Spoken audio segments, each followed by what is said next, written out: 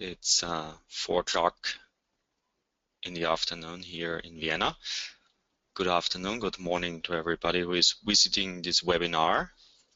I'm happy to have you here to this webinar, which today will be mainly about data pools, data lakes, big data, data integration, and we will also give a short introduction to the latest release of PoolParty 5.1. So my name is Andreas Blumauer. I'm the CEO of Semantic Web Company, and let's roll. So I will take the opportunity to make a very brief introduction to our company, which was founded back in 2001. From the very beginning, we've been working on semantic technologies. 2004, we started with a education program. At that time, we were called the Semantic Web School. I have to admit we learned a lot at that time from our participants, mainly what industry really deserves and is expecting from the, let's say, upcoming semantic web. At that time, of course, there was not much around in terms of technologies which are mature enough for enterprise solutions. So back in 2009, we released our own product, which is the PoolParty suite. And from the very beginning, we were following the W3C standards around RDF graphs. And yeah, it was a very,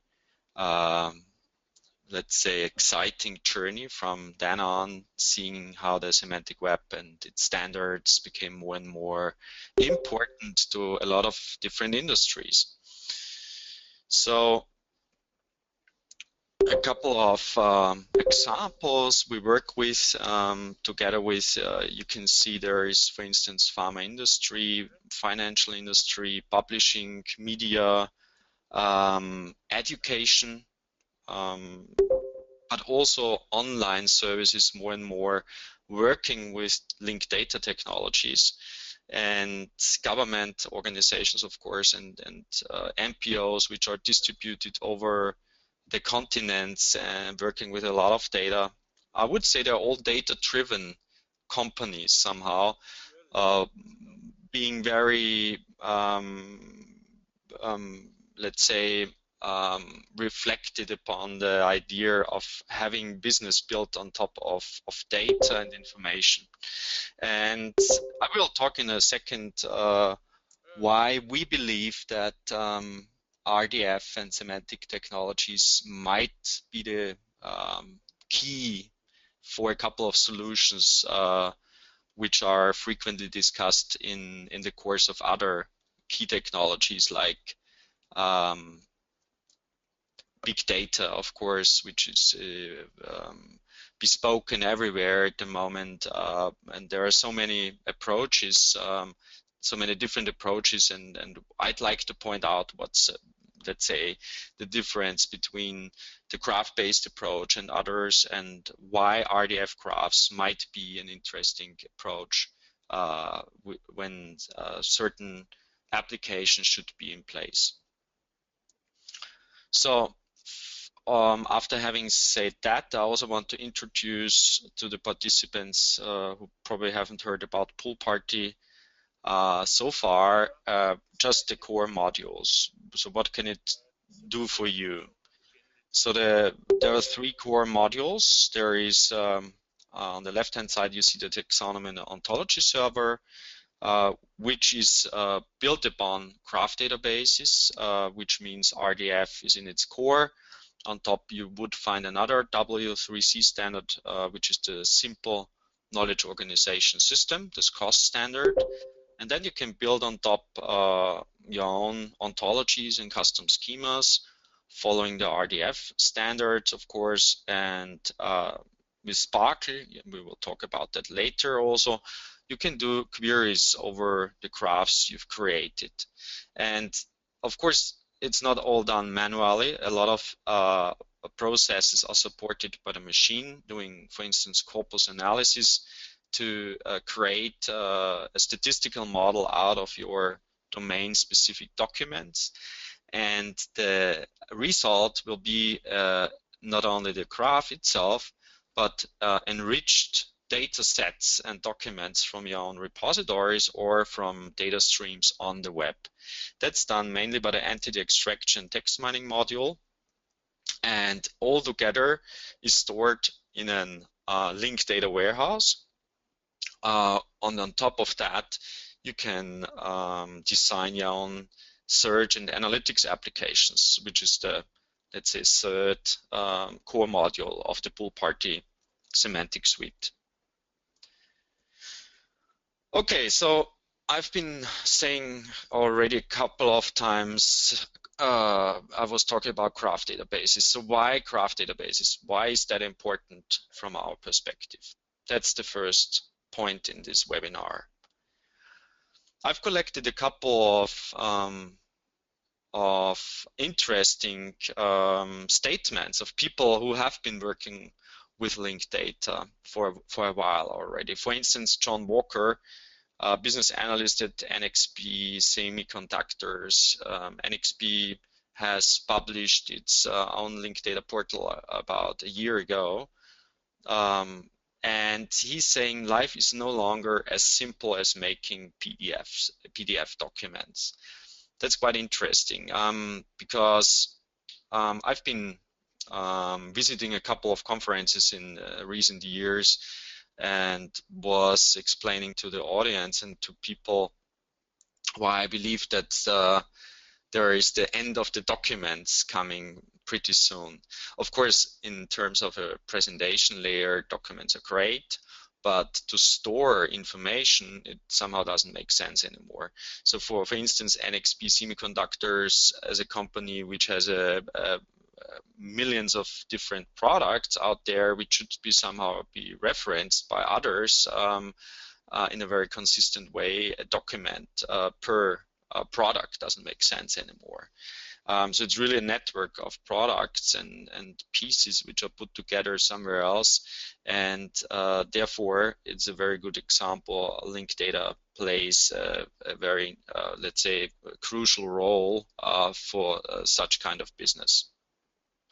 A second example I like very much is the statement of Fabian Heinemann, who is working as a data scientist at Roche, a pharma company.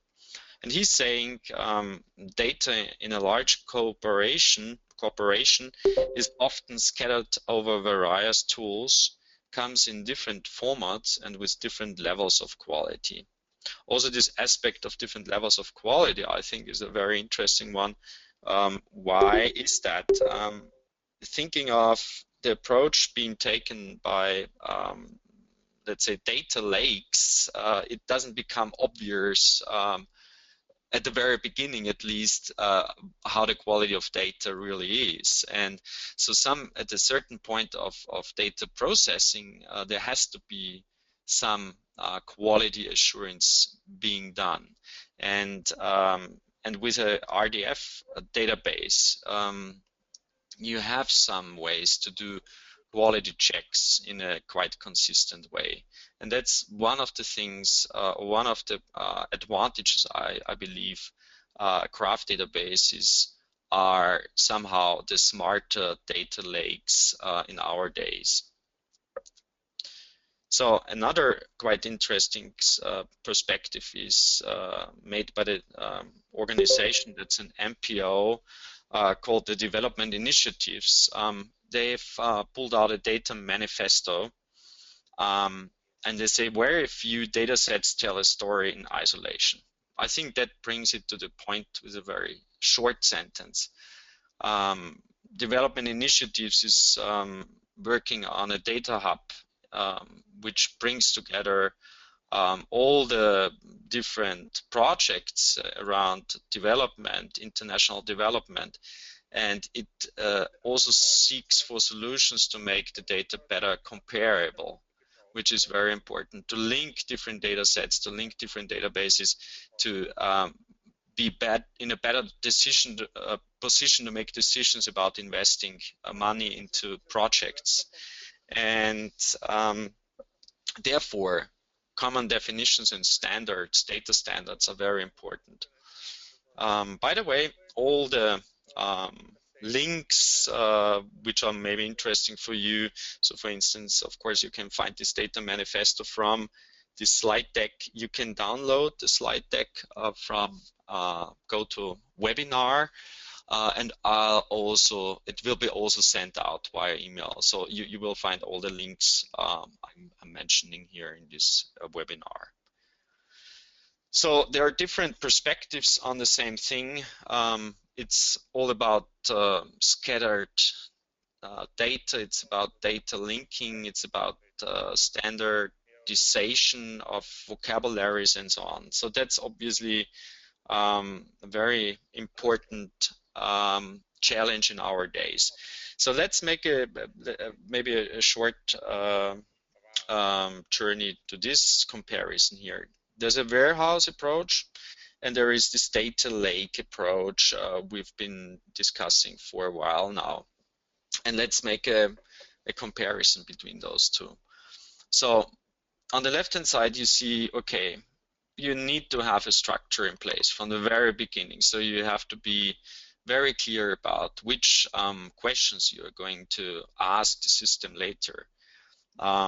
So therefore, data warehouses, and we all know that, are not really the best solution in, let's say, a dynamic environment in which probably the data formats change quickly and the structures change quickly, the schemas and so on.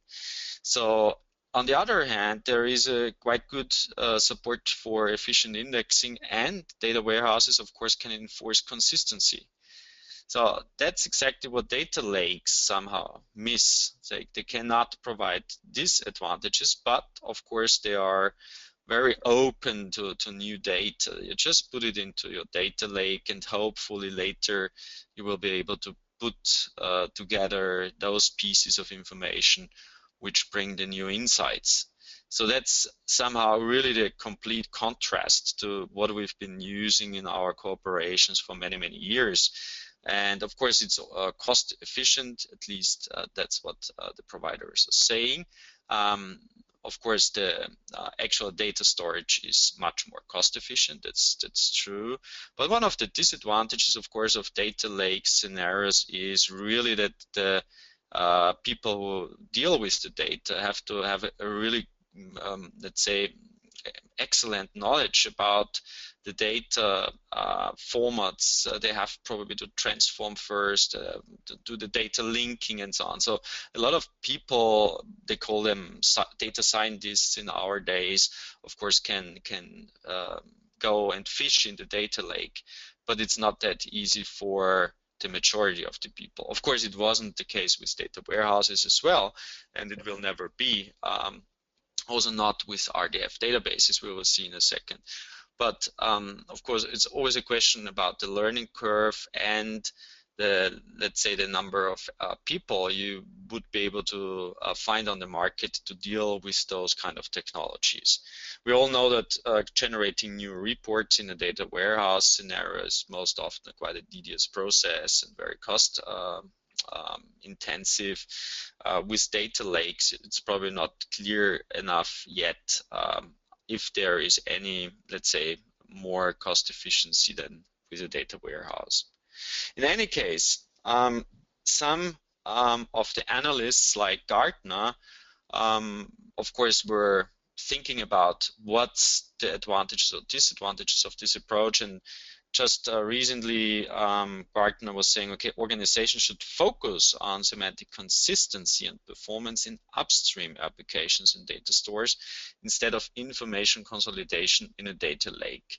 So obviously the strategy here is to begin as soon as possible when content is created, data is created, to be aware of the importance of semantic consistency. So it should not be re-engineered somehow later by some, let's say, algorithmic approaches, but really generated as soon as possible in the whole process. And that's, to my opinion, one of the,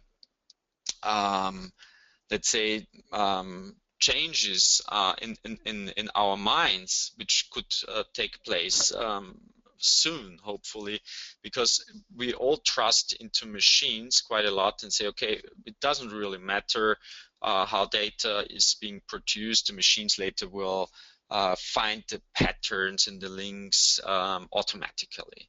So we somehow hand over the intelligence to the machines. I'm not sure if that works with any domain, to be honest. So let's take a look why data lakes probably fail.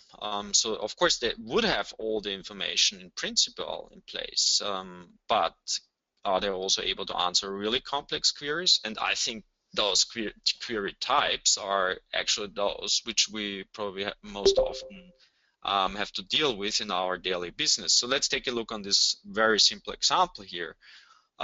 This analyst is interested in reports, and the person is interested in very specific reports which are about certain countries. And of course we all have a lot of taxonomies and classification systems in place, either implicitly in our minds, in our databases, but probably most often not explicitly available. At least we cannot use them together with our data.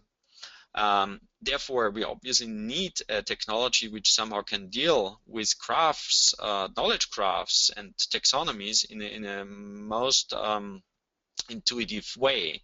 So for instance, in that case, in the database, you will find the data probably that, for instance, Sweden has a lot of, in that case, it's about asylum seekers. Yes, they do have more than 10 seekers per 1,000 inhabitants. But where do we find the information that Sweden is a EU member country? Not in the database. So how can we connect that? How can we combine the structured with the unstructured data? And how can we bring in this implicit semantics and the background knowledge? And I think that's the crucial point in a lot of business and market intelligence applications. How to deal with taxonomies and knowledge graphs in together with relational data, CSVs, CSV data, CSV-based data, JSON, whatever, and unstructured information. So that's I think the crucial question with a lot of applications for deeper analytics. So, and of course, that can be solved quite easily. If you would have such a taxonomy, you can actually create quite easily from geonames, for instance, or from other sources like Eurovoc and so on. So you really just have the information, or put the information into place, which countries belong to which category. Then you know you always have to overcome with the problem of different names for the same thing. Therefore, entity extraction, entity linking is a great technology, like Sweden and Sverige is obviously the same thing. And then, of course, you need to have some ways to transform unstructured information into a format which is somehow compatible with the structured part of your data lake. Yeah, and that all together somehow points into the direction of graph-based solutions. So that's the conclusion of this first part of the webinar. So if taking a look at the advantages of both approaches we are familiar with, data warehouse and data lakes, they all can cover, I believe, quite a lot of application scenarios. So I'm not saying that it's an obsolete solution or technology somehow. It isn't, of course, but it somehow the advantages of both approaches can be combined, plus a couple of new things by graph databases, like the linked data warehouse approach, or some now call it semantic data lake or smart data lake. For instance, standards-based data models, unified data models, and a powerful query language called Sparky. Those are all advantages compared to the other two approaches, plus the combination, yes, with RDF you can support efficient indexing, you can enforce consistency with using ontologies, and it's still a technology which can really evolve over time, or the data model can evolve over time with the needs of the analysts and the people who search for information. So that's, I think, really a very interesting combination. So let's take a look probably on what can be done in concrete application scenarios with this kind of technology. So first, one of the main application types, I would say, is an analyst or a person who wants to do, let's say, goes beyond traditional search, most often learns by analyzing the data and the information more and more about the domain.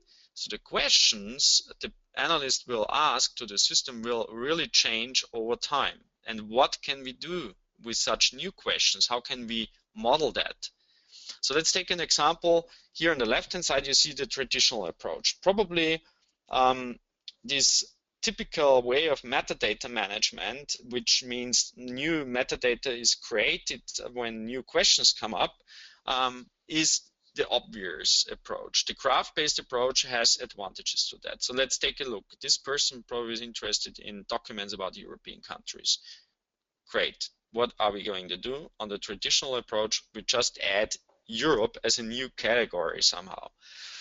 In the graph-based approach, you see, we point to existing metadata and connect with the new category, in that case, Europe.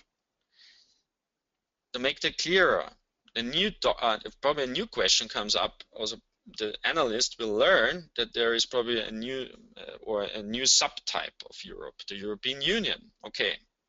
On the left-hand side, you have to add that as a new category. On the right-hand side, you would really just have to insert this new category and bring it into the context of the already existing graph. And you see, it makes a big difference. The graph lives on the right-hand side, really lives somehow on top of the instance data of the repositories, and it can provide explicit semantics. On the left-hand side, all the metadata is always attached to the document. It's stored inside the data silo. So you can extrapolate from here. You can easily find out, I think that the left-hand side approach doesn't really scale. And the right-hand side approach is the one which really brings a new way to access and to browse and to explore data into place. So on the left-hand side, you can say there's metadata per document. There's not many network effects. Most of also in a distributed cooperation, all these silos won't be connected when you do that again and again. On the right-hand side here, we really have something on top of our data. We create a knowledge graph. We have explicit knowledge models. We can reuse them. They're standards-based. We can enrich them with existing other graphs from, for instance, the linked open data cloud. And that's all something which somehow makes the data management and information management more cost-effective. So one of the main requirements, and that's the second application type we can tackle with the linked data warehouses, is the combination of the unstructured and structured data world. So when we take a look on the evolution of how search has been developed in the last decade, we will see, okay, like 10 years ago somehow, it was still the term-based search. No matter if it was an enterprise search engine or even Google, they all use term-based search. A couple of years later, the idea already came in that we should not use terms, but rather concepts to search for documents at least. And now we are going one step beyond even, which means we're not restricted anymore to the metadata or the semantics in a very simple format, like there is a concept and it has probably different names, and that's about it. it's getting more and more sophisticated now. It's a concept which has a lot of different contexts. Probably you can connect it with different other things, and depending on the actual information need, you can inform the user about, let's say, the connected or the connectivity of every concept. So you could talk about the connected user in a couple of years already. The connected user is not only connected with other people, like in a social graph. The connected user is connected to interests, to skills, to places, to products, whatsoever. The connected organization is something different, a connected product again. So when we talk about linked database search, think about different types of things which are all somehow connected in a way that the semantics of the things are expressed. And that goes a little bit beyond that what we know from the social graph of Facebook, for instance. It's not only about social networks or rather flat graphs. It's a really multidimensional graph I'm talking here about. And therefore, it's very good to have standards in place like those provided by W3C. So one little example, to bring structure into text, one straightforward way to do that is to attach every document to a taxonomy or to a graph, to a simple graph like a taxonomy. And that's what we do in this case with PoolParty.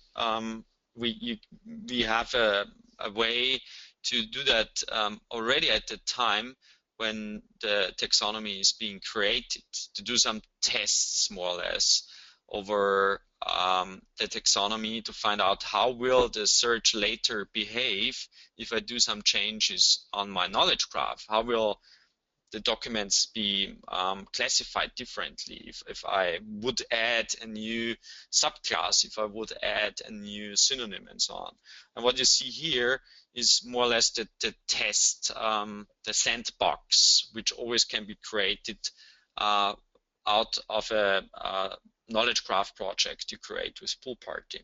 So I will log in now into the backend, into the Desaro server, as it's called, and I will guide you to the corresponding project here, which is MESH, the medical subject headings. And the application you see here, you can, for instance, drill down via the facets here and so on. That's generated from the corpus you have created here in the backend. So the text corpora can be generated from different sources. It could be a web crawl, it could be an RSS feed, it could be an upload, or any other source, actually. So for instance, here I crawled the website of Bayer. You see we generate from there terms and concepts that makes it easier to make a gap analysis, for instance, find, for instance, new terms from there, like personal data, clinical trials, other things. And these terms can be inserted into the knowledge graph if you want. So that's one of the functions of this text corpus analysis. But you can add every corpus into this graph search. So now it's already inserted, so I can only remove it. So that's why you will find it up here as a facet. So you can drill down to this source and then go further down, like the anatomy, like, okay, heart, what is Bayer doing, what kind of research they have in the area of heart. You see, for instance, it's about stroke and stuff. Okay, so that's one simple example how a graph can be applied to help people to retrieve information, but also to bring structure into text. Let's take a look on the back end probably. So what we see here is actually the RDF graph or the RDF version of this formerly completely unstructured information. It was just text. That's the text here, which was analyzed. And from there, we create several metadata triples, right? So for instance, you will see here which diagnostic and therapeutic techniques and equipments were found, which anatomy terms or concepts have been found. Of course, you can click here, and yeah, unfortunately, the linked data front end is not always up and running. It's hosted by the US National Library of Medicine. You see at the moment it doesn't produce a result, but that's the UI actually of those things and diseases or whatsoever which are found in the document. So you can imagine you could do much more than just a faceted search on top of this data. So for instance, you could make a visualization of a distribution of several things. You can really do deep analytics of large text corpora. So think about a company which is interested in analyzing publications in a certain domain. You could find out which authors are somehow writing about which topics, and other types of entities can be analyzed by that, distributions, trends and stuff. So that's everything based on PoolParty graph search, which is a kind of a combination of semantic search plus analytics. And the technical background is somehow really straightforward. There's nothing else being used than the Sparky query engine of the triple store in which all this data is stored. So there is Sparky, and then there's a visualization framework which visualizes things like that on top of the query results. And that makes the production of such applications in a way much more cost efficient than other approaches being taken. So let's take another example which includes a live demonstration also. So for again, a person probably has really a strong need to find out relations between, in that case, trends in medical research and relations to regional prosperity.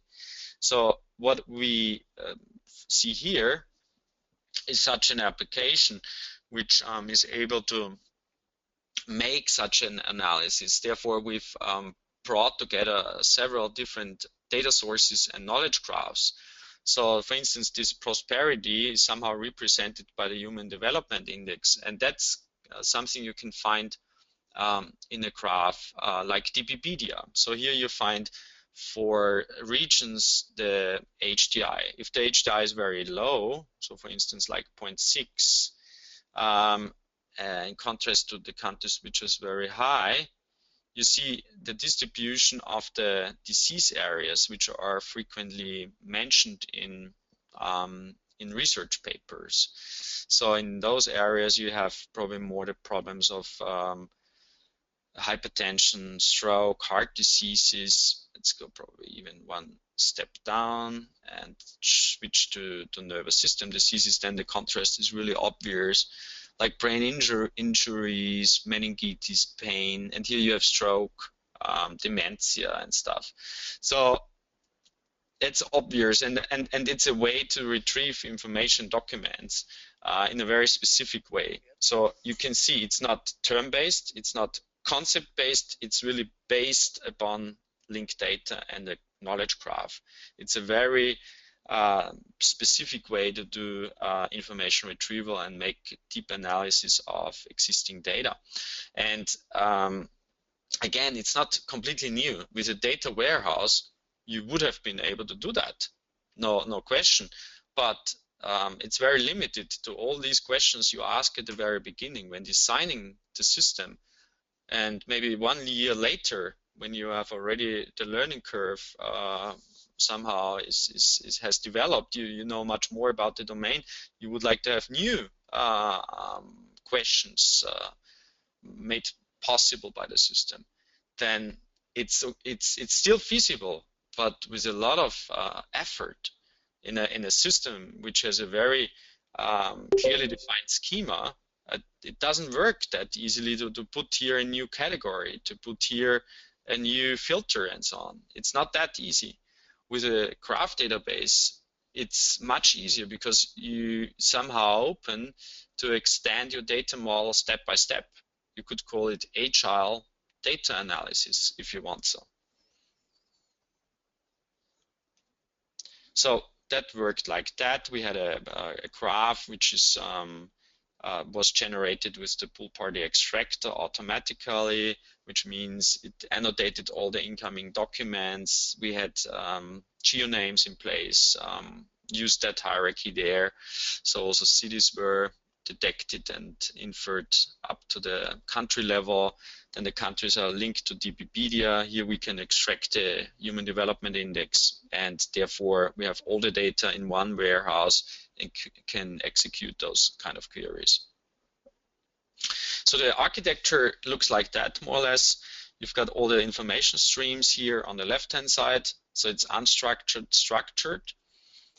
Then there's kind of a normalization taking place. Therefore, taxonomies and ontologies help a lot. That's all created with the PoolParty Thesaurus server. And the result, and I will also talk about unified views in a second, and the result is a smart data lake, if you want. So you could call it linked data warehouse, can enrich that again with the data from the LOD cloud, and have all the links also probably semi-automatically generated between the entities in different graphs, or you have some machine learning algorithms here in place which do that for you. And on top of the Sparky interface, you can put those kind of applications we've just seen. One thing is still left open. How can this transformation be scheduled and managed? And here we make use of a platform called Unified Views. We've been developing that together with a couple of partners since over 3 years now. It's already in use at several customer projects. It will become part of the PoolParty platform in the next 12 months. But there's also an open source version out there. So if interesting for you, just go to the GitHub site and download Unified Views if you want. It's an ETL tool for RDF data. So it differs from other ETL frameworks in a way that it natively can support RDF data and ontologies. And it has a quite comfortable graphical user interface in which you can schedule the ETL processes, monitor them, and so on. And there is a architecture which allows to create DPUs, that's the data processing units, which are good for the ingestion and transformation loading of different data sources. And there are a couple of such DPUs already in place. So that's the way how the actual data management takes place, and the semantics is created on top of the knowledge graphs. Okay, so that's about the theory. Let's go into more concrete examples, some use cases, some success stories I'm always happy to talk about. One of those I really like to point frequently to is Health Direct Australia. It's publicly available. That's always good to showcase the approach being taken. So if you go to healthdirect.gov.au, you will see how Australian citizens really benefit from the graph-based approach.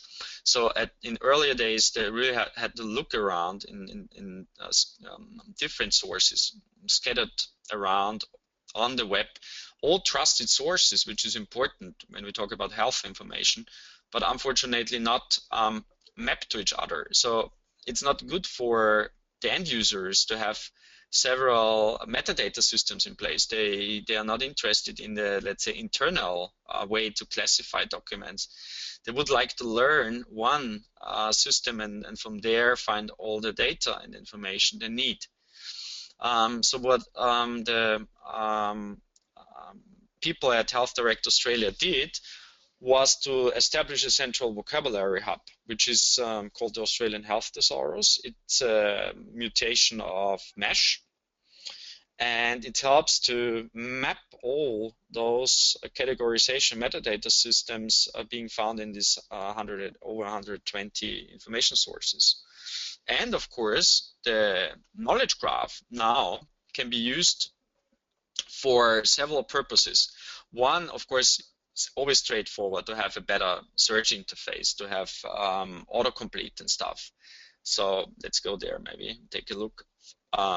So for instance, one probably types IDDM for diabetes mellitus, which is the insulin-dependent type. So IDDM, of course, should be referred, and whatever name is used for that, always to the same thing. I mean, that's the obvious thing. Therefore, we probably don't even need a knowledge graph. A synonym ring or a synonym table would be sufficient.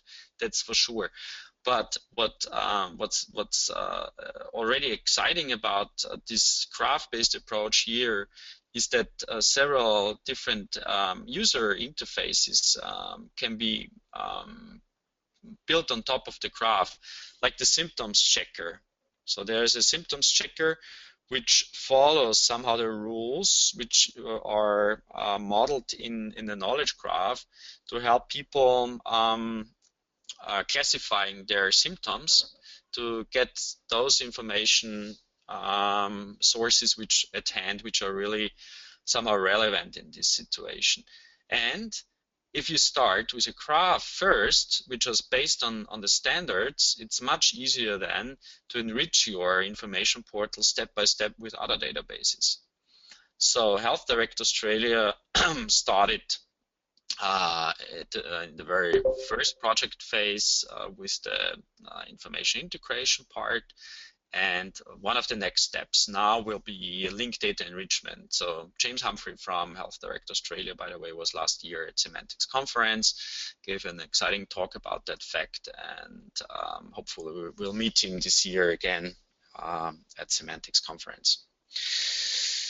Okay, so that's one of the interesting public available showcases. Another one in which unified views is used in the background to grasp all the data from different web APIs to bring together one topic page per country, the so-called energy data country profile of Regal, is displayed here. So you see, for instance, all these charts you probably would find on the different sources can now be visualized at one place, and there's an event database enriched and stuff. So that's really useful for the end users if you want to create topic pages or things like that. Then, of course, the same technology I just bespoke can be integrated with all the enterprise platforms like SharePoint, Confluence, and so on. So here's one example: the Sonar web mining module of the PoolParty family helps people to define agents which get data from different sources, and again, it will be put together following one classification system you have defined in your Thesaurus server. And it doesn't mean that it will stay like that forever, that's clear. So it learns from the incoming information what new topics, which new categories and products, organizations, and so on are frequently mentioned in the incoming documents, and that can be put into the knowledge graph to extend this step by step. So that's one of the main principles, I think, which have to be followed when working on such a project. And another advantage of this approach, of course, is the power of Sparky. Of course, it should be somehow hidden in the background, so it shouldn't be exposed to the end user, that's clear. But Sparky, with its, for instance, property graphs and so on, has really ways to support the developers quite a lot to formulate queries, which of course you could probably also do with SQL and other query languages, but not in the same efficient way as with Sparky. And here's one example. You see here on the left-hand side, that's a user interface where you can define a report. In the background, the Sparky query is generated, and then there's a nice visualization pulled out, which follows the filters and criteria you set. And again, here in the background, data integration has happened. So a lot of data in that case about energy efficiency in buildings was collected and then later transformed into a way that all this data, which was derived from different countries and databases, was harmonized.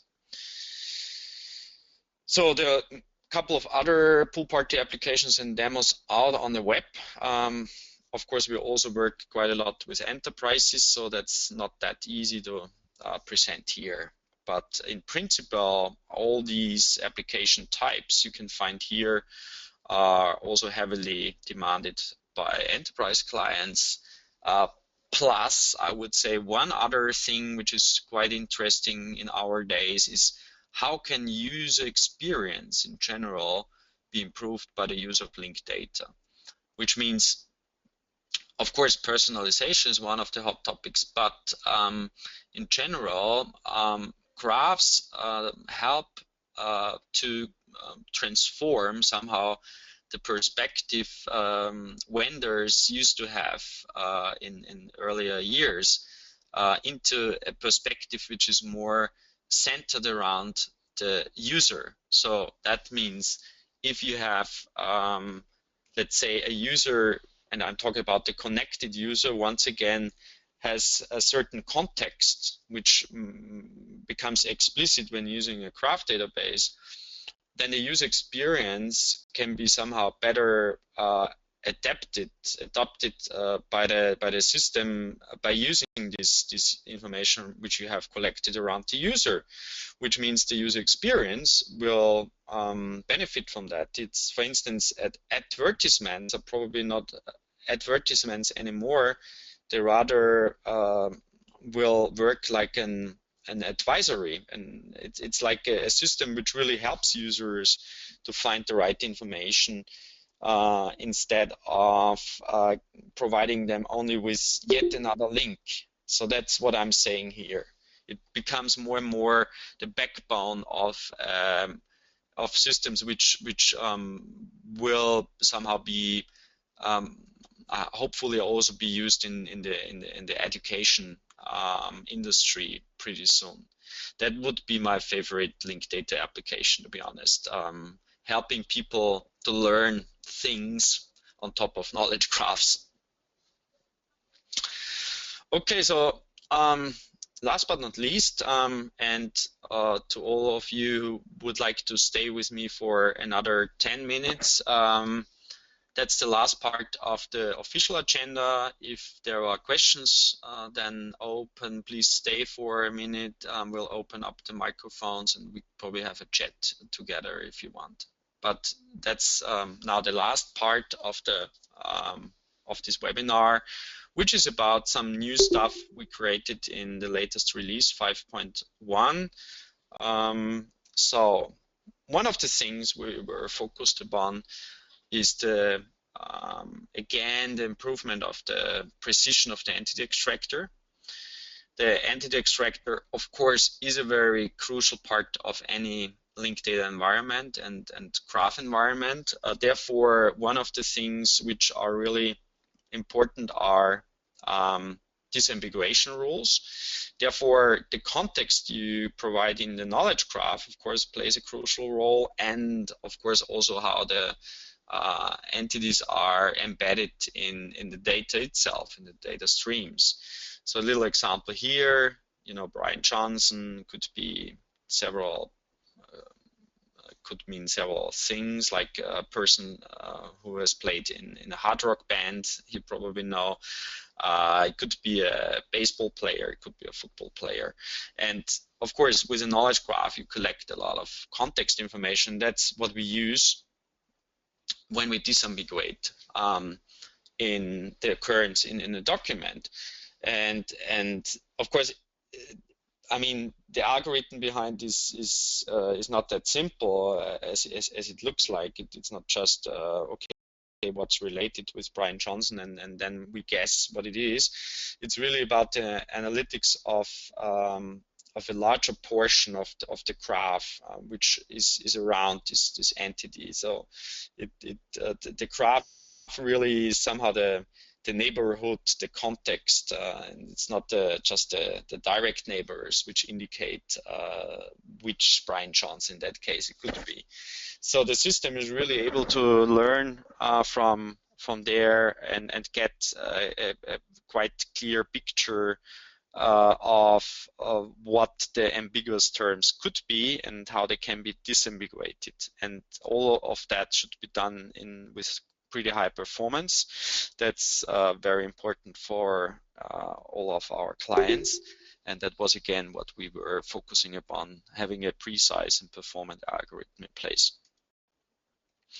So then another application scenario we created an implementation for is semantics records management. I think that's somehow a bit, yeah, out of curiosity. I really would like to learn from people who have been working with records management systems for many, many years, why the topic of semantics hasn't played a bigger role yet. It's somehow interesting to see how semi-structured information is generated in many, many systems, in hospitals, in government organizations, and so on. And in many cases, all these forms you would find there are really as simple as they've been in the 70s, maybe. I don't know. I started to use computers in the 80s, but somehow they still seem really simple. The problem is not only that the users probably somehow are wondering why that is. It's rather also later, when you have all this data generated, how to make use of it, and think about different systems which should be linked. Think about different standards in the healthcare systems, for instance, which should be somehow linked. For deeper analytics, you cannot do that without semantics underpinning the records management. So we created one solution for that. Atlassian Conference has a very nice add-on called Blueprints. You can create types of forms, and those are connected with a knowledge graph, mainly a taxonomy in that case, and it really generates somehow a better data quality, and you can do much more on top of this data, especially when linked to other data sources. Then I think that's something very valuable for taxonomies. We created this web crawler. You can harvest data from virtually any source now. We've been able to do that with RSS for a while, or data from DBpedia and other graphs. But now you can really crawl the web and do market intelligence whatsoever, and see, for instance, which terms, which concepts others are frequently using. And of course, it always will help you to extend the knowledge graph. That's always the principal idea of doing text corpus analysis, and to improve the scoring models, of course, to do statistical models on top of that, and provide a highly precise term extraction. Yeah, that's how it looks like. I would like to encourage you, just try it out on your own. There is a publicly freely available test server on the web you find easily, and the link is also in this slide deck.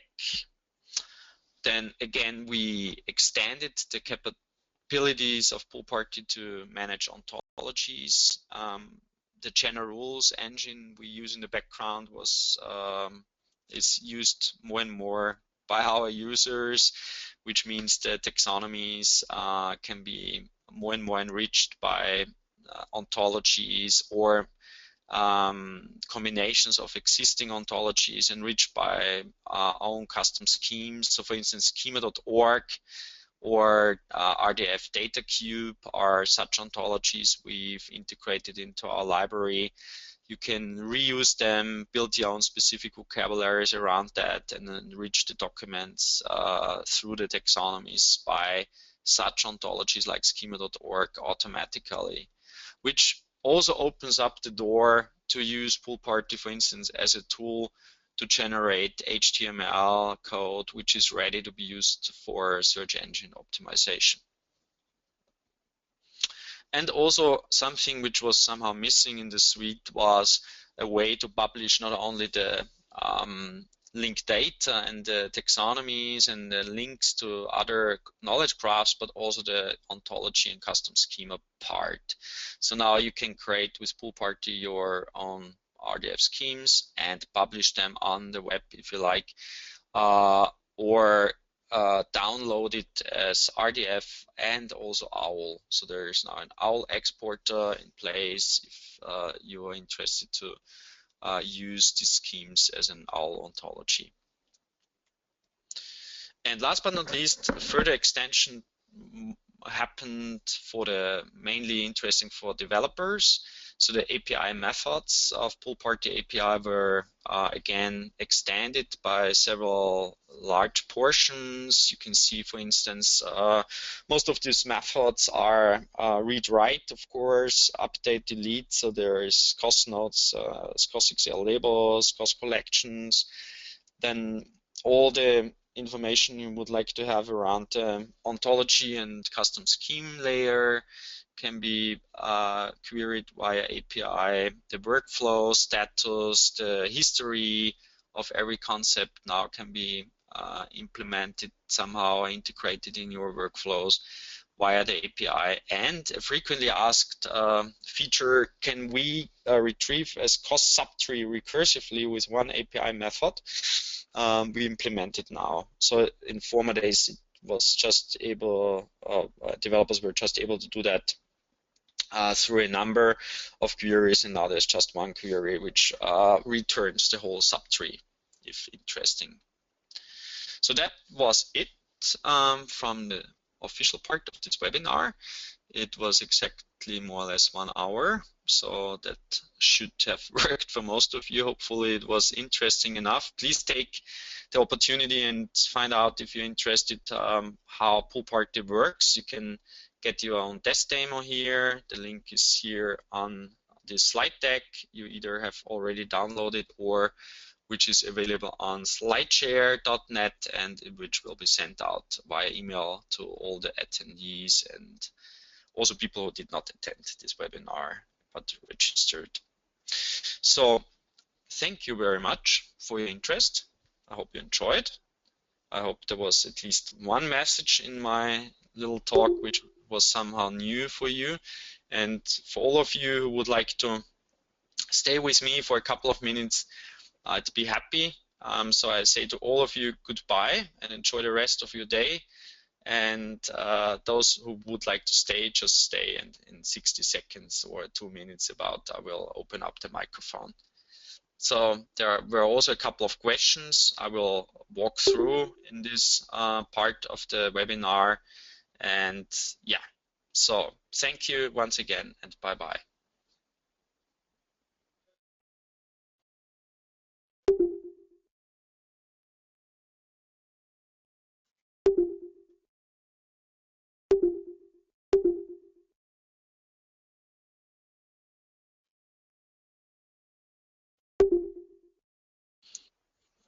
Okay, so there are a couple of questions I will walk through. There is the question why the handouts cannot be downloaded, but I think the problem was solved later. So what's the difference between a term and a concept? That was one question. the term is really just a literal. It's a number of letters. It's a string. It's just a representation, the written representation of a thing. And the concept is the thing itself. It's the concept behind the term. So there is a quite interesting approach to underpin that. It's called the semiotic triangle. The semiotic triangle is connecting three pieces. One is the term, the second the concept, and the third one is the person, the human being, or the agent, if you want so. And of course, that's the third dimension of this whole discussion. We interpret terms differently because we have different perspectives. We refer with the same term to different concepts probably, or we use for the same concept different terms, or the same term. Probably even here a misunderstanding can happen if people have the same term for the same concepts, but they interpret that somehow differently. So they have a different mental model of the same concept in their minds, and everybody of us has that. Think about a concept called mobility, maybe, or smart city. What a concept, great, what a term, smart city. And I'm pretty sure everybody of us in this webinar has a complete or quite a different opinion of what smart city or mobility really is. Yeah, what's the significant attributes for everybody of us, what it means to us. And that's the context. Everybody of us brings in its own context in which the concept has to be embedded. So you would connect it differently than your neighbor, and you would call it differently and so on. So the term and the concept really is not even, if that's clarified, everything is already settled. That's the complex part of dealing with information in our days in a networked society. So then there is another question about unified views. I would like to know if unified views support change data capture. In other words, is it meant to perform a change detection and only convert the change? Very, very interesting question. We work with the change sets ontology here, which helps to detect only the change between different timestamps. And honestly, I have to ask back to our technical team if that's already implemented. So my last information was that it's on the agenda. If it's already in place, I don't know. But of course, what we have done from the very beginning is if you have an API, like let's say in that case I showed you the World Bank API, and then there is some new data or changes on the data being done, the system in which the integrated data is stored, in that case it's a virtuoso or triple store, is always up to date from the time when the data was collected from the API. I don't know if we always collect all the data or just the gaps or the difference. I have to ask back. So I will come back to you. Okay.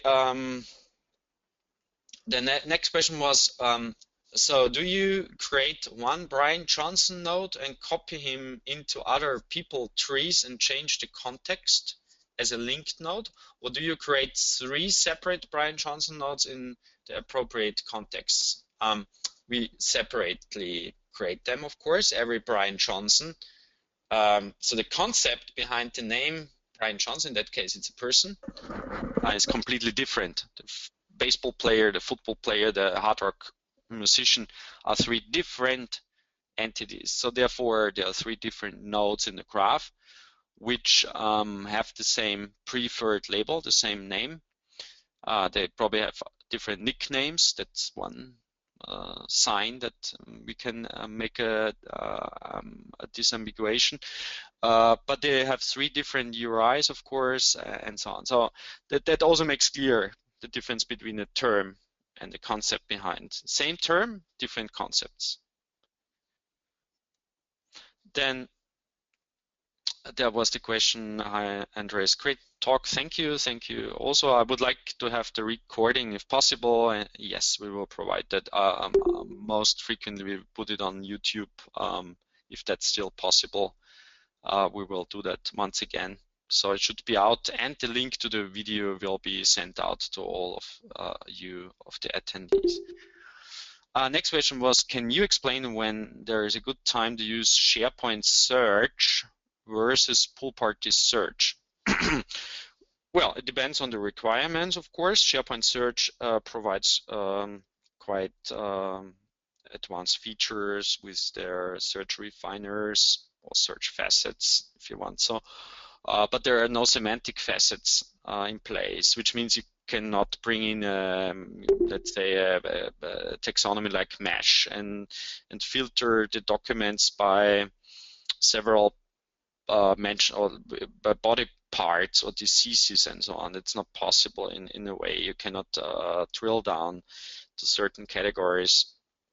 Has no really good autocompletes. So depending on the requirements, PoolParty search would improve SharePoint search quite a lot. With other systems, we also have a recommender system created on top of the semantic metadata. Could, of course, also be implemented with the SharePoint solution.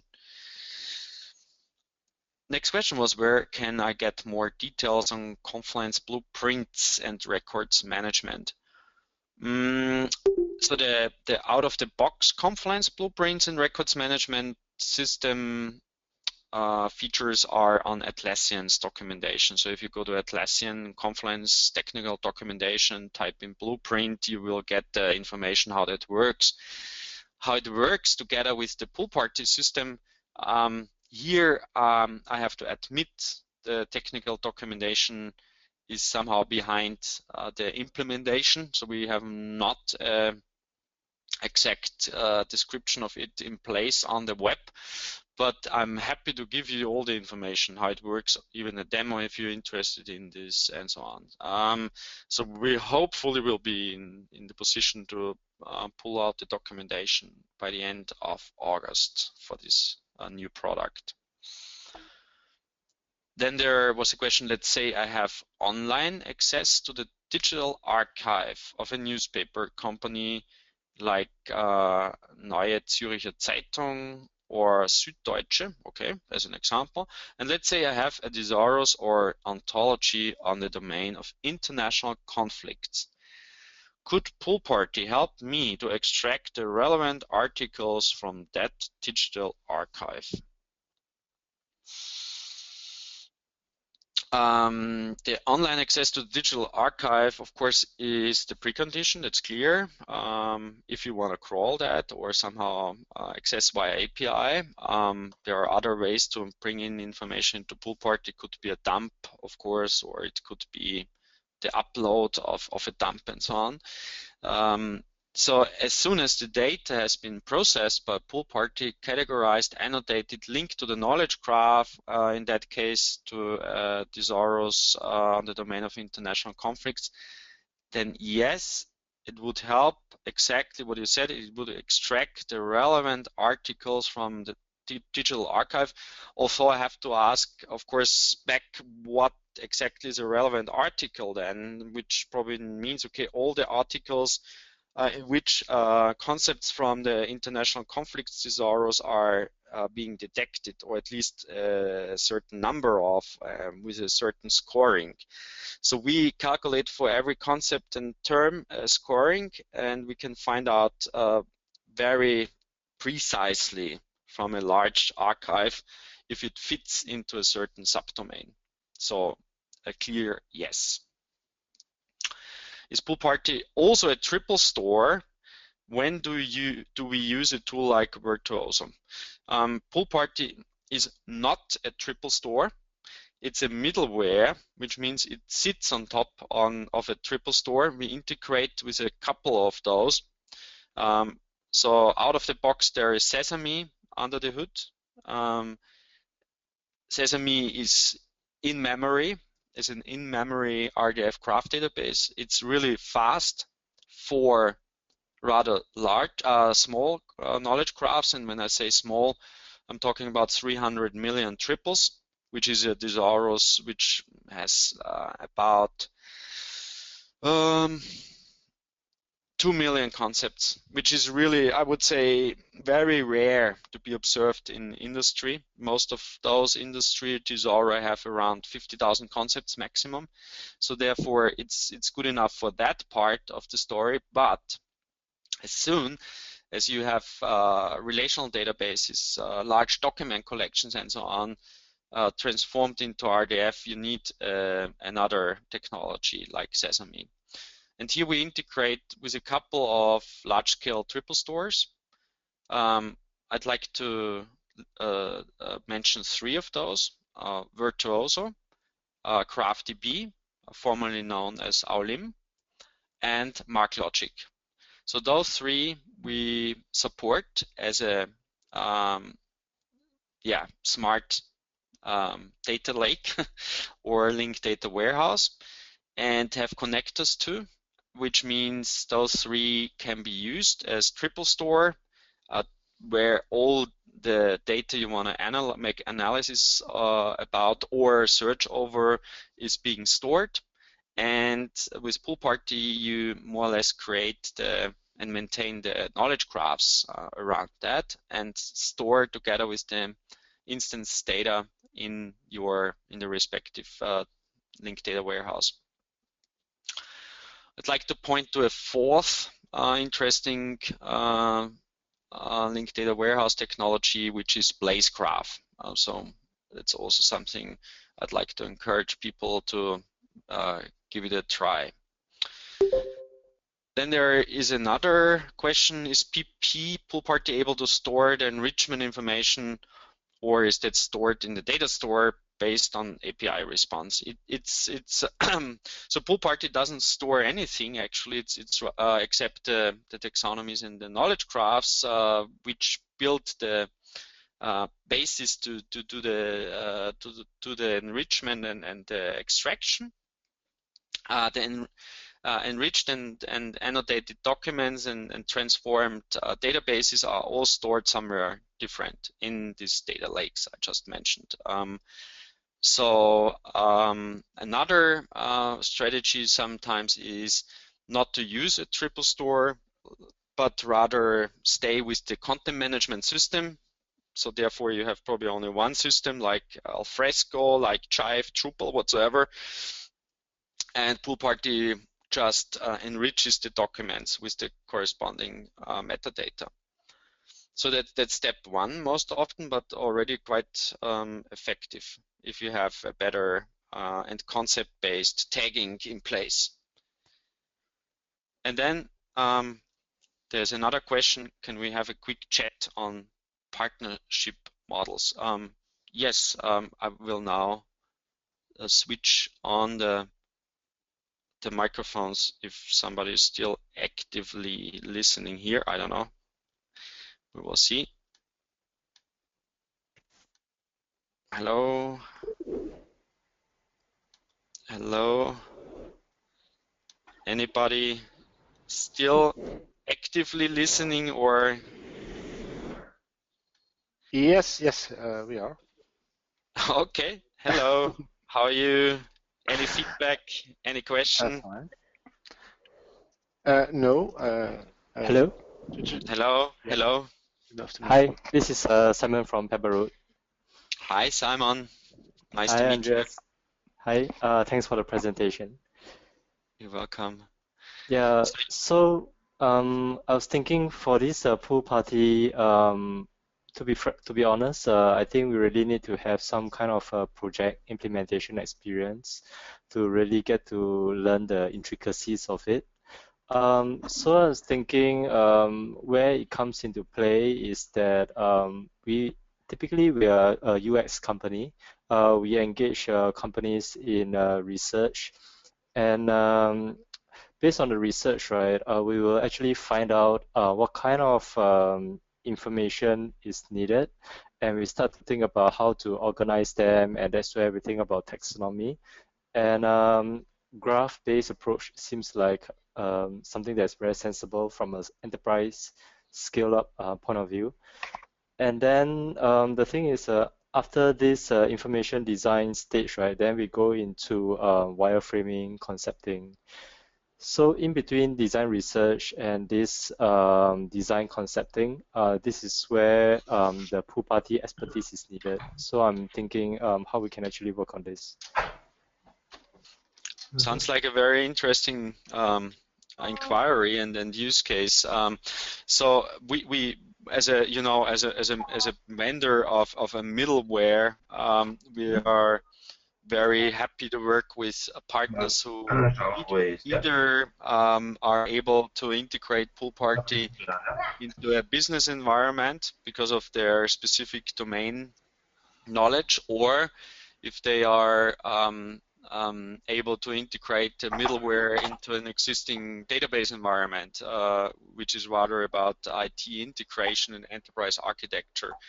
So both types of partners we're happy to work with. The whole architecture is very much supporting a network of partners and partnership models, which means most of all there is the standards-based APIs. There are other for web developers, frequently used formats like JSON as a return format. There is a simple RESTful API. On top of that, you can also do the connection via Sparky and so on. So that's all from a technical perspective very let's say, well prepared to include partners into this technology. And the second part, of course, always is, okay, how the exact partnership model looks like. We, as a software vendor, can provide services around the product to our clients, but are very happy to work here with partners, so we can concentrate more also on the core modules and not on the actual integration. So that's being said is our strategy mainly. Of course, what we always do is an extensive training program around the product for our partners. We provide sandboxes at no cost for our partners, so they can learn very quickly how to use the software and implement it at their clients' systems. Okay, sounds good. So right now, what I'm lacking in terms of knowledge is the methodology to implement PoolParty. So I understand that first step is actually to define the taxonomy on the information set that we are targeting. Then what next? So how do we go about advising clients? Because I also understand that if clients have big ambitions to have ontologies in place, so the logical thing to do is to ask them to hold their horses and start with a taxonomy building based on score standards. And then, so we need a little bit of guidance there on what to do from a methodological point of view. Yes. Yeah, you said correctly, the taxonomy plays the most central role in the first phase of such a project. Most often clients have sort of taxonomies in place. Probably they are scattered around different silos, or they're probably simple, like dictionaries. Maybe some of our clients have had Excel in place as their preferred taxonomy management tool, which is somehow, of course, quite tedious process after a while when you think about larger taxonomies, and there should be some workflows be able on top, of course. So it's not usually that you start from the very beginning, from scratch. Most clients can reuse even some domain-specific taxonomies depending in which industry they are working. There's quite a lot for financial industry, for construction engineering, healthcare, pharma, and so on. So that could be also a starting point to somehow work on existing taxonomies and reformulate them to the needs, to the specific needs of a certain corporation. And then you can extract quite a lot from databases, from XML documents, from unstructured text, from linked data sources like DBpedia, like GeoNames, and so on. Yeah. So there are a couple of ways to create such taxonomies, and one of the I think most crucial questions also is if you have a version 1.0 in place and then connect it to the different data streams, how to make sure that your taxonomy or knowledge graph, if you want to extend that further and, for instance, attach ontologies on top, how that will be maintained in the next project phase. It should evolve together with your content streams. It should not remain as it was created in the initial phase. And that's the second question, like also the governance around such processes. Who is responsible for it? Yeah. Which capacities do we have? What means a high quality taxonomy? How can we measure that? How can we measure the impact of the taxonomy on our applications and content workflows? And so on. I think that's all something which has somehow to be embedded into a strategy. And that should be part of such a project. But you're right, the actual doing, the workflows, the tooling, how to create exactly with the user interface, how to create the user group, blah, blah, blah. All these things, of course, are all part of our training. And but never forget about the questions how exactly embed such additional effort, and it's most often an additional. And at the beginning, it's something new, and most organizations ask themselves, okay, why should I invest into something in a new effort? How can what's in for me? And and that's really the most interesting question from the very beginning. Yes. Thanks, Andres. And I also want to take this opportunity to thank you for sponsoring the IKO conference that concluded last week. The turnout was great.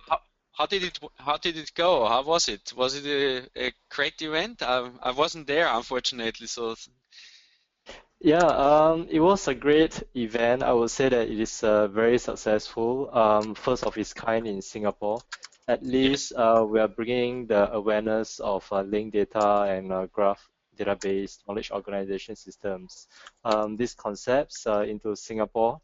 Because people here generally they are still talking about virtualizing database when it comes to enterprise architecture setting.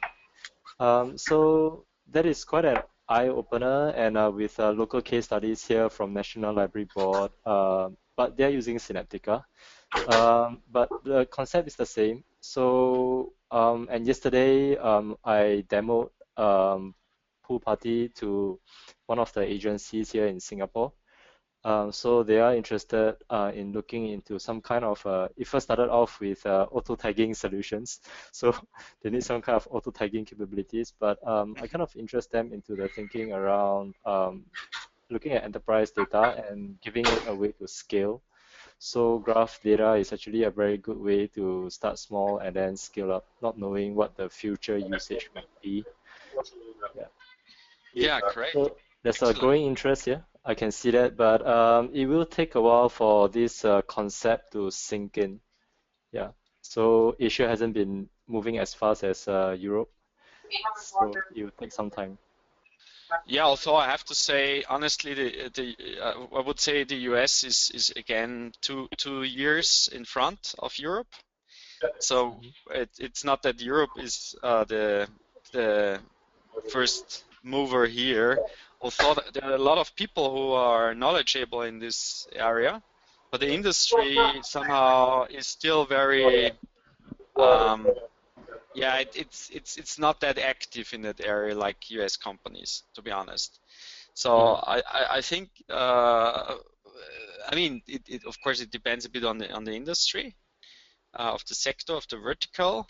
But in general, the idea of using linked data was mainly invented in Europe, I would say, but it's now more and more used in the US. That's So good. it's always good to see how things spread out in the world, and I'm curious to learn more about how that will now take place somewhere in Singapore or in Hong Kong and in China and Japan and so on. So we will see.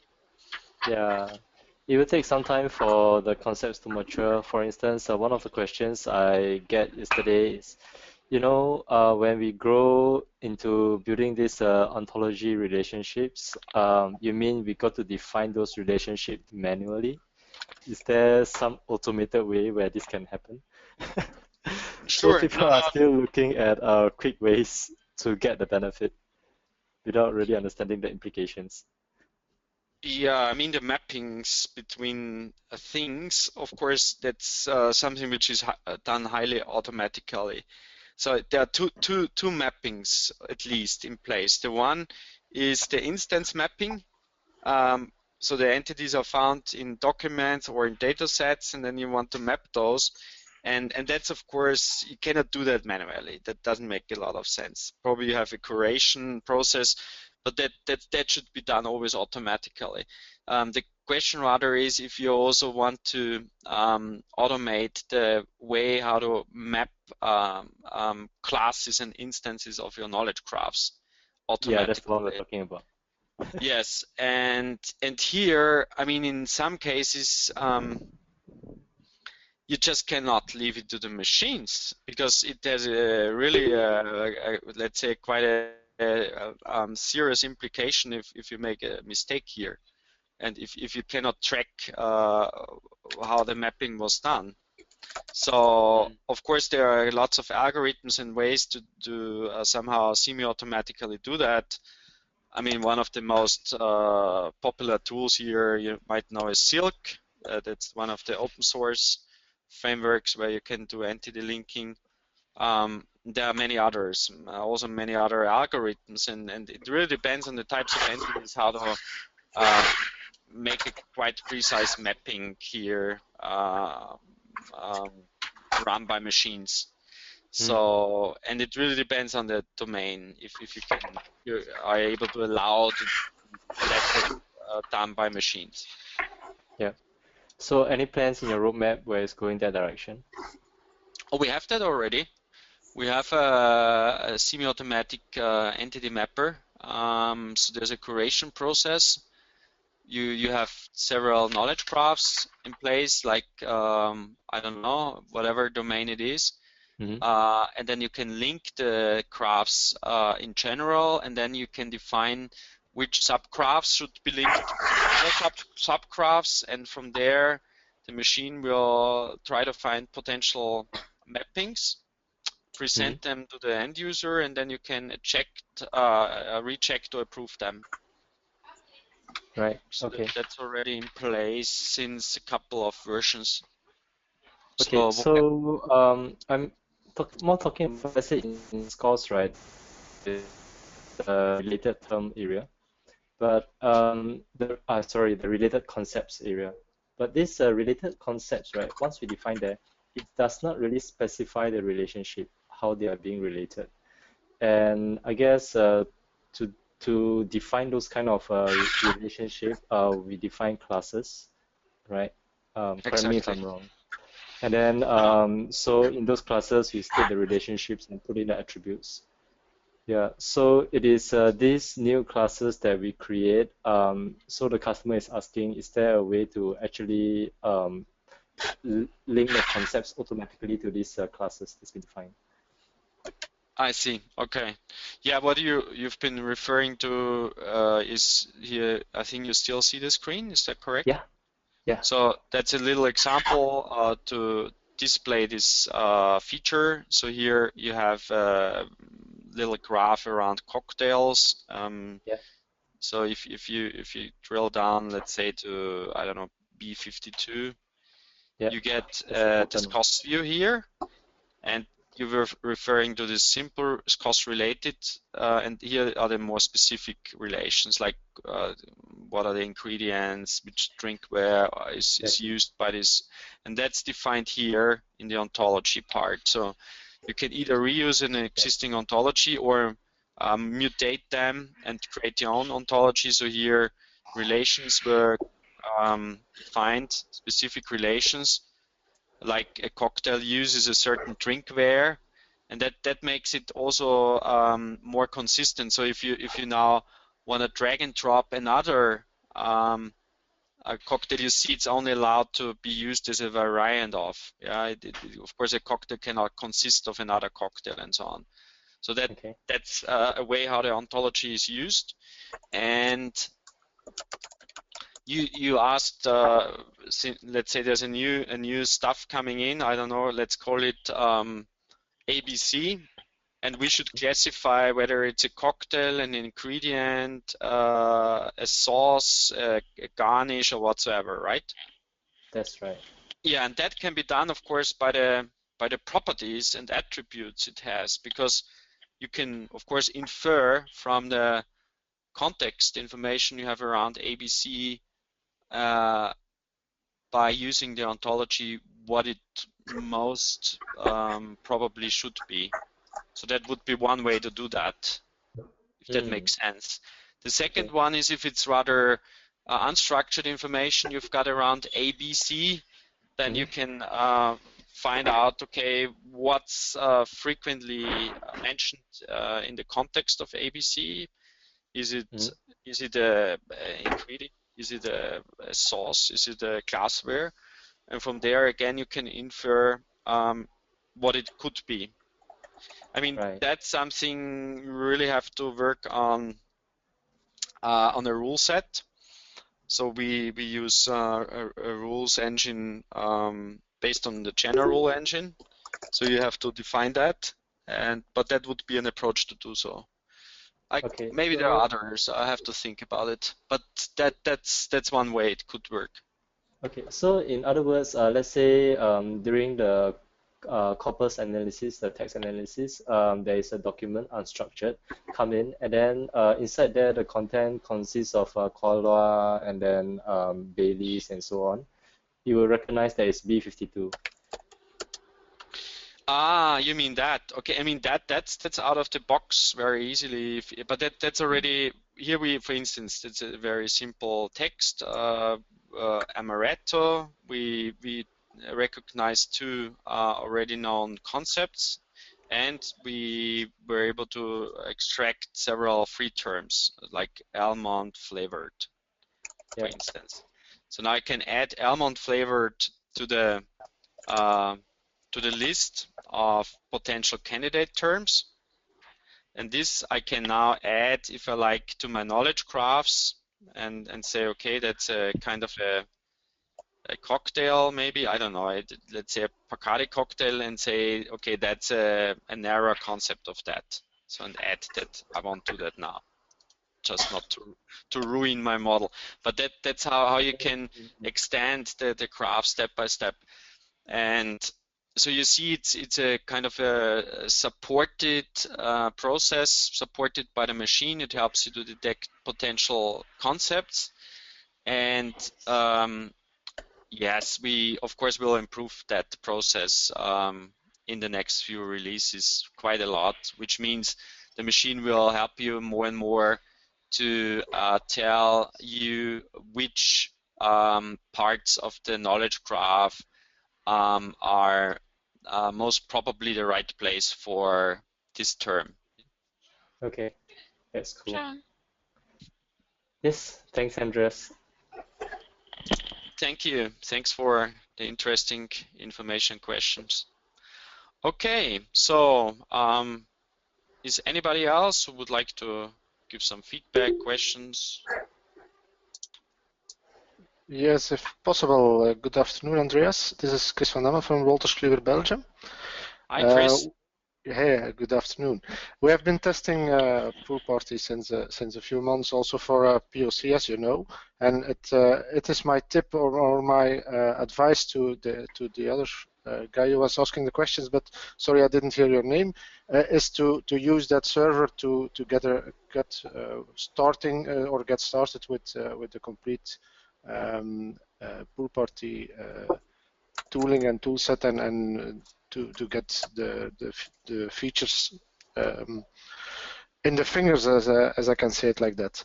I have some questions, maybe also on the API and on the demo version or the version that's on the public server. Is that the most recent version that is available now?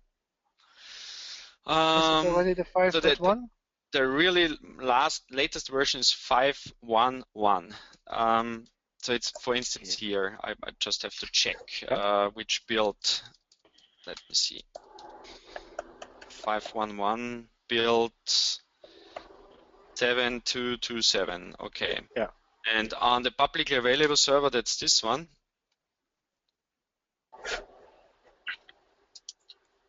We now have 5.1.1. Yeah, it's exactly the same. It's the same server.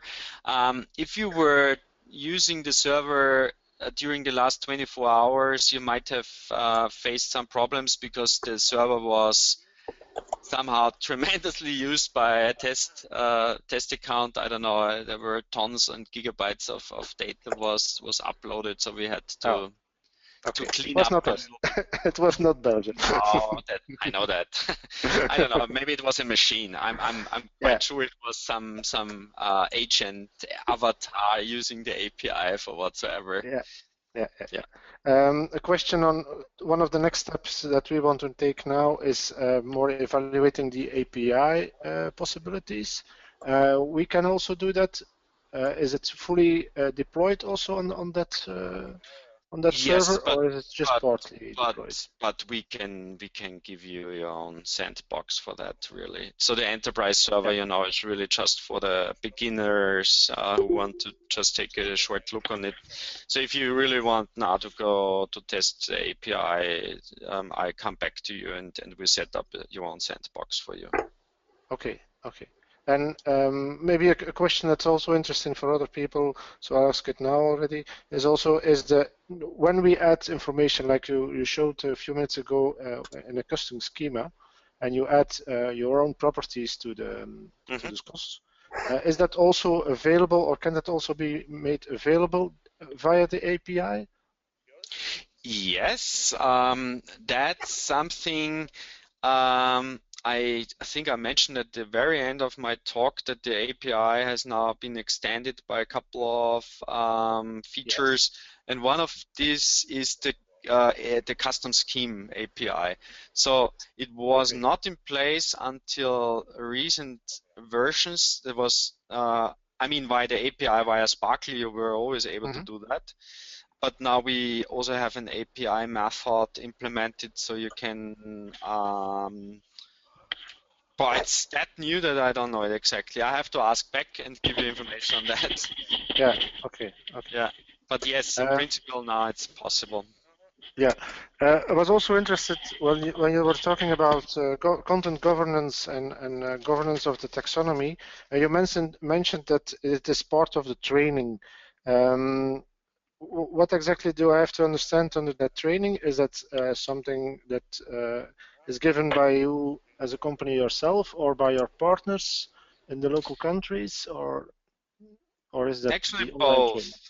Both, but I have to point to a couple of our partners who have been working in that field for really quite a long time, so very experienced with metadata and taxonomy governance. Long before this cost standard came out, I think that the question didn't change that much, no matter if it's built on top of standards or semantic web or not. The question always is, okay, how to make different stakeholders clear what the benefit is, what their responsibilities are, how to measure the impact, how to motivate different stakeholders to use that. And now what's probably rather new is that taxonomies are not used just by one application, and that there's not only one application owner, and the application owner has the budget and he knows exactly why to invest into a taxonomy. Taxonomies in especially large corporations are quite often not used dedicated by just one or two applications. It's somehow rather an infrastructure. It's kind of a service. So it's probably not anymore owned by a department, but it's rather a strategic investment. And this linked data and linked vocabulary approach that makes it somehow even more, let's say, interesting to bring in different perspectives and stakeholders into this discussion. And that's what we can streamline a little bit, because we're not let's say traditional taxonomists. We are rather taxonomists in the ecosystem of a linked data infrastructure. So together with our partners, I think we are able to deliver quite everything, usually what's needed. We can deliver some parts on our own. If you want to know which exact partners you would serve for those needs, I'd like to tell you that in a private call. Yeah, so okay, fine. A couple of options for that. Yeah. Okay, well, we can get in touch in the next days or week. Yeah. Thank you. Yes, and I also come back to you with the sandbox for you and the exact answer on the question around the API for the custom schema and ontology. Yeah, great, fine. Sure. Okay, thank you very much for this input. It was again very interesting. Anybody else who would like to come? So there's still a couple of attendees in the list, but maybe they're just inactive now. Okay. So thanks again to all of you, and talk to you soon. Bye-bye. Thank you very much. Bye. Bye. Bye.